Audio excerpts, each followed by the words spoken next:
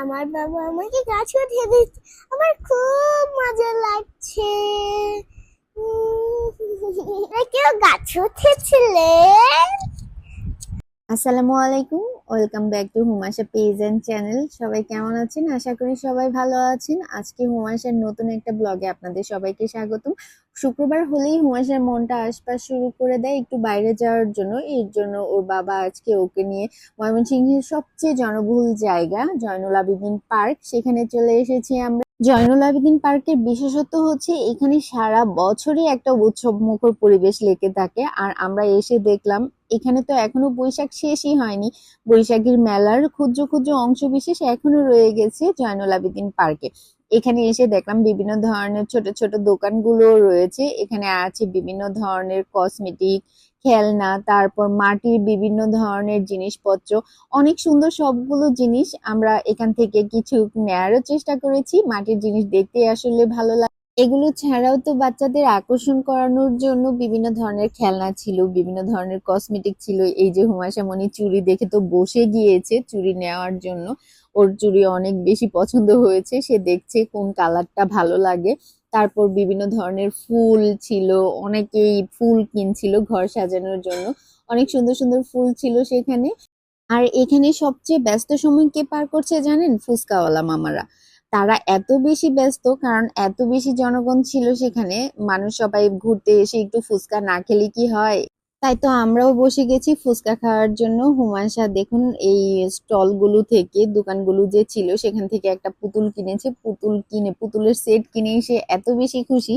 এর মাঝখানে আমাদের ফুচকা রেডি হয়ে গেছে। আমরা ফুচকা পেয়ে খাওয়া শুরু করে দিয়েছি। হুমায়শার খাওয়ার ঢং দেখলে তো মাঝে মাঝে আমার খুব হাসি পায়।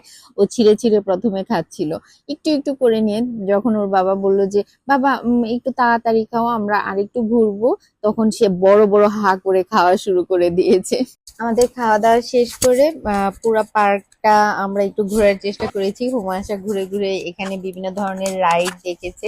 এই যে একটা সুন্দর টমটম, টমটমে যদিও আমার মেয়ে উঠতে চাচ্ছিল না, একটু ভয় পাচ্ছিল, তাই ওঠা হয়নি। এখানে বিভিন্ন ধরনের বাচ্চাদের রাইড ছিল, ছিল নাগরদোলা। তো হুমায়শা একটা রাইডে উঠলো। একটা রাইডে ওঠার পরে তার আসলে মন ভরে নাই, তার বাবা বলছে আসো নামো। সে নামতেও চাচ্ছিল না। তারপর একটু সামনে না যেতে যেতেই সে বলছে বাবা আমি আরেকটা রাইডে উঠবো, আরেকটা রাইডে উঠবো।